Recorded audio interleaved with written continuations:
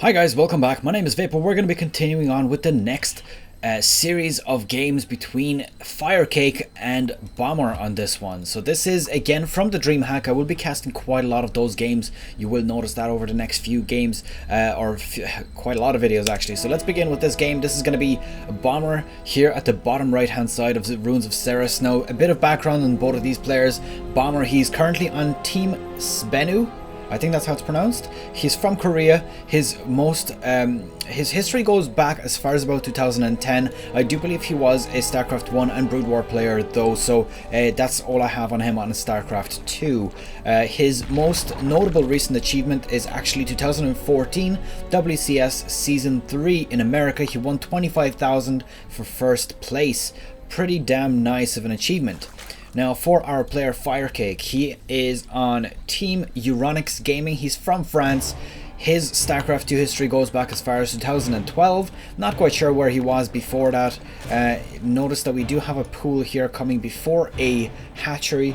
And just to note as well, FireCake's most recent achievement is actually a bit earlier this year. It was a Gamers Assembly 2015, and that had earned him 3,000 euros, so about $4,000 roughly, maybe a bit less. So he hasn't been on the scene quite as long. Maybe he has a little bit less experience than Bomber, but the one thing to note is that experience is not everything in this game. It does play a huge part, but we've already seen Solar beating Parting in the final of this tournament, and you know yourself at that point, losing my words here, but Solar is actually a lot less experienced than Parting as well, so it is kind of strange the way that works out. So we're going to be seeing a little bit of scouting going on. It does look like the Terran player is actually going to scout out the Zerg beforehand, which is going to be a great advantage for him, simply because he's going to be able to pretty much see exactly what's going on before the Zerg even does it. So you saw there that the Zerglings are now out.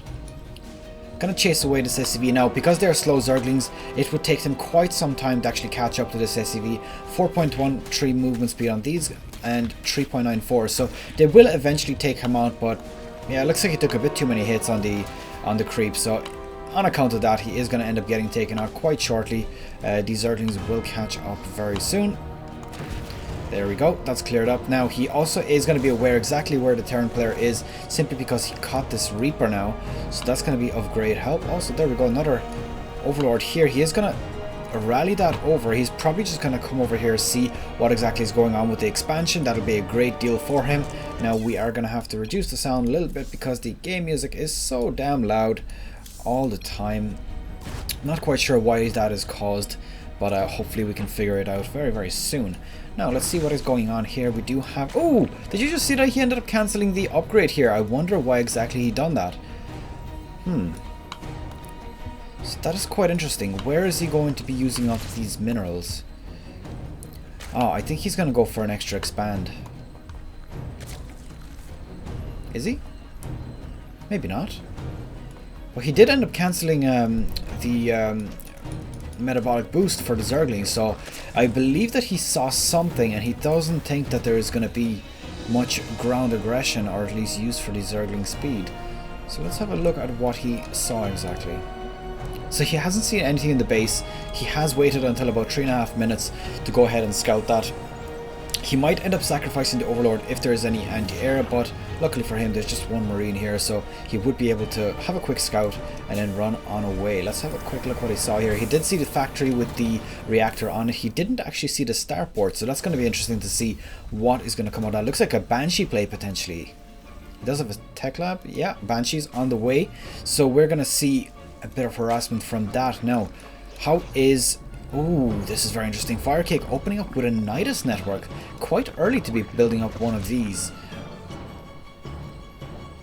So basically what he's trying to do is, instead of doing Zergling run-bys, he's just going to try to land right inside into the base. It's going to be... I suppose this is a great place to put it. It's actually just out of vision of everything. You know, so could potentially get something done there. I think that's out of vision. It does seem to be a bit more grey than the rest of the areas. Okay, what do we have here? We do have the Overlord getting a bit of damage, does get away. Oh, and there's the Nidus network actually inside of the base. So this is going to get cleared up pretty instantly, to be honest. This is a very strange thing to see, to be honest.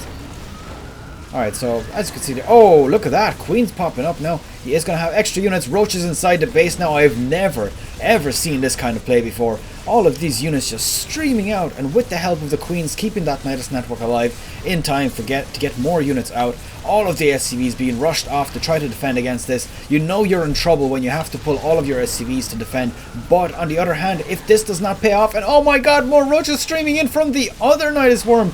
Oh, this is some insane play. I have never seen something like this. Definitely a first time for me. As you can see also, oh, a GG is called by Bomber. Bomber is actually as I said, experience is not everything. You have Bomber here defeated at 5 minutes using some really sneaky and very creative Nidus Worm play. That was absolutely amazing. I have never seen a Nidus Worm being put so obviously right in front of the enemy.